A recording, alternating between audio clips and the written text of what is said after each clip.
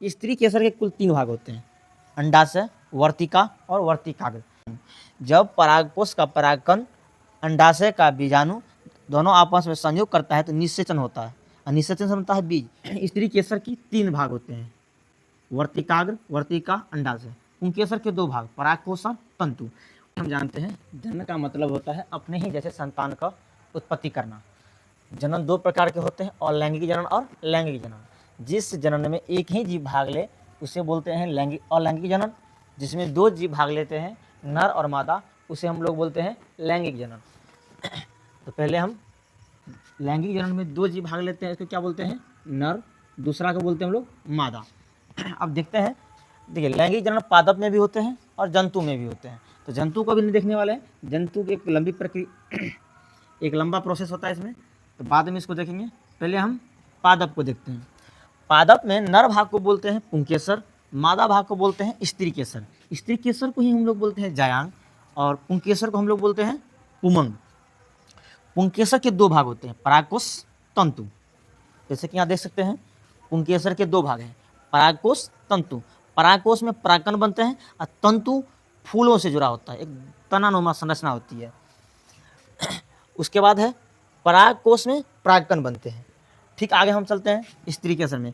स्त्री केसर के कुल 3 भाग होते हैं, अंडाशय, वर्तिका और वर्तिकाग्र। अंडाशय में बनता है बीजाणु, अंडाशय के अंदर होता है बीजांड, बीजांड के अंदर होते हैं बीजाणु।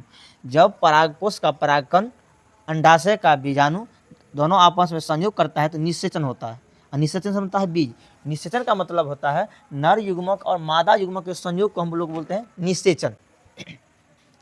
तो जब नर युग्मक मादा युग्मक दोनों आपस में संयोग कर निषेचन होगा, निषेचन से क्या बनेगा? बीज। तो इस तरह से पौधा में बीज का निर्माण होता है। फिर बीज से नया पौधा, फिर नया पौधा से पुष्प, और पुष्प से फिर बीज। यह प्रक्रिया चलती रहती है। परागकोश से वर्तिकाग्र तक पहुँचने की क्रिया को, जब परागकण वर्तिकाग्र से परागकोश से वर्तिकाग्र तक पहुँचता है, इसको हम बोलते हैं परागन। उसे क्या बोले हम लोग? परागन।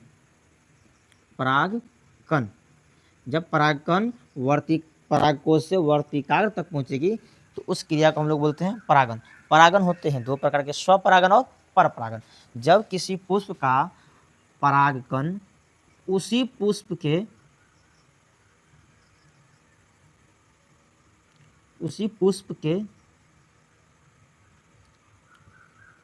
वर्तिकाग्र तक जाए,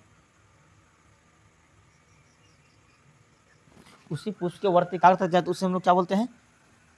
स्वपरागन। जब एक पुष्प का परागकण दूसरे पुष्प के वर्तिकाग्र पहुंचे, दूसरे पुष्प के वर्तिकाग्र पहुंचेगा तो उसे क्या बोलेंगे? उससे हम लोग बोलेंगे परपरागन। उसे हम लोग बोलेंगे परपरागन। तो इस तरह से परागन भी 2 प्रकार का, स्वपरागन और परपरागन।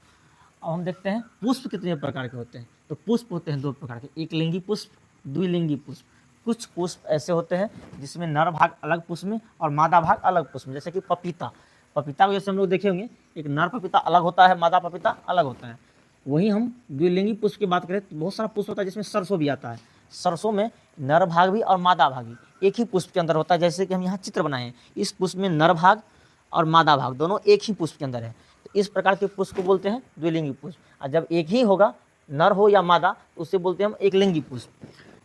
चित्र में भी हम समझ सकते हैं स्त्री केसर की 3 भाग होते हैं, वर्तिकाग्र, वर्तिका, अंडाशय। पुंकेसर के 2 भाग, परागकोश और तंतु। परागकोश से जब तंतु वर्तिकाग्र तक पहुँचता है, जब परागकोश वर्तिकाग्र तक पहुँचता है तो उसे हम लोग बोलते हैं परागन की क्रिया बोलते हैं।